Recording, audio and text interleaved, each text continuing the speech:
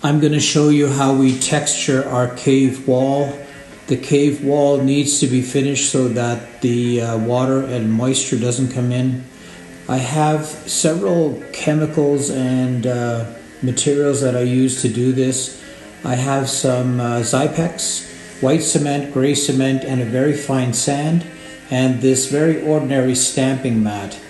And when I use a stamping mat, I don't use chemicals, release agents, liquid release agents. I always use white Portland cement or gray Portland cement. So I kind of get the mold or the stamp covered in white cement, and that allows me to release it from this wet wall very easily.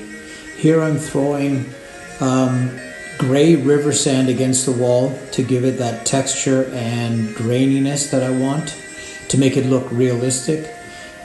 Here's, you can see the white cement that is being thrown against the wall as well. And in the mix itself I have xypex, like I said before, to do a lot of waterproofing work on the wall, on the cave wall itself.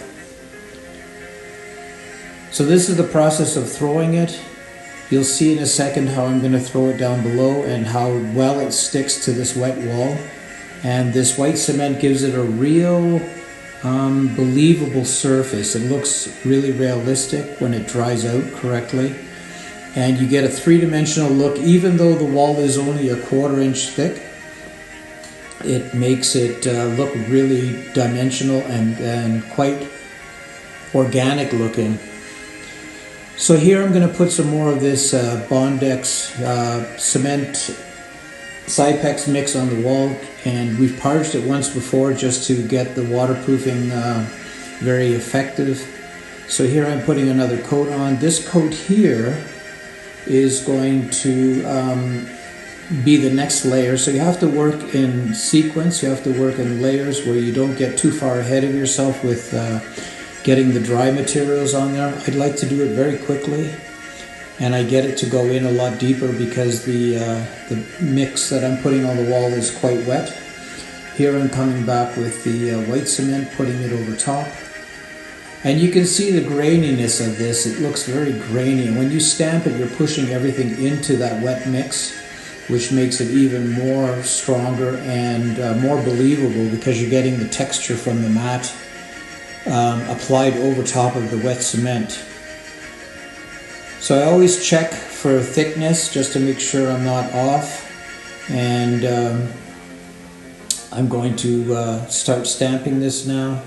And you can see this area here is missing white.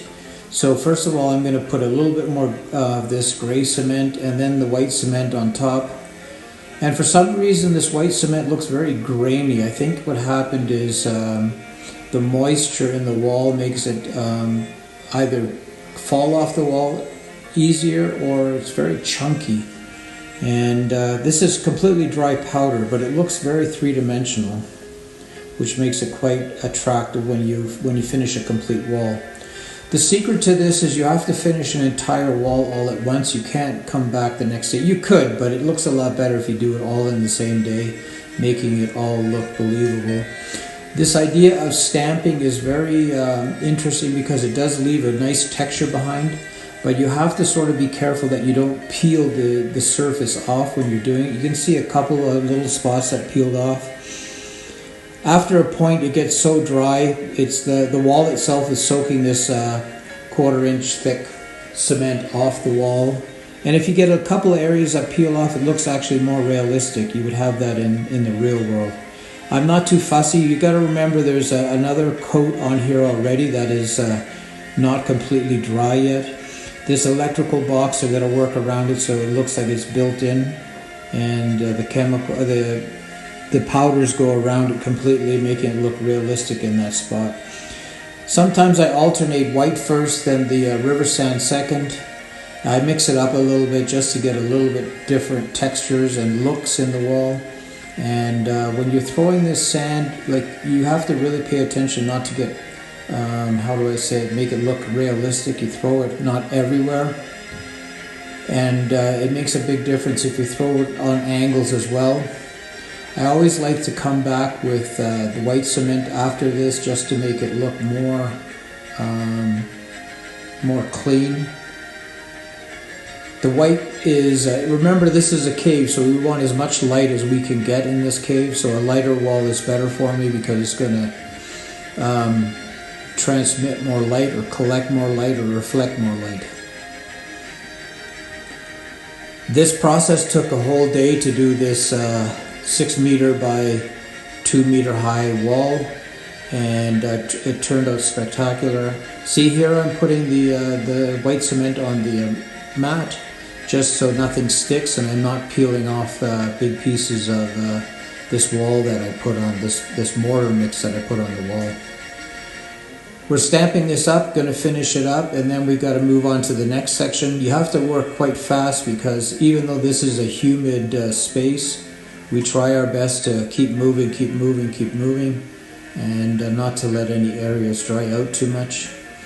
And here's the stamping process, and you have to really hit it hard. Don't be shy on this. So I got to keep going. You can see the whole wall has been already prepped with waterproofing agent as well. Now we just have to put a thin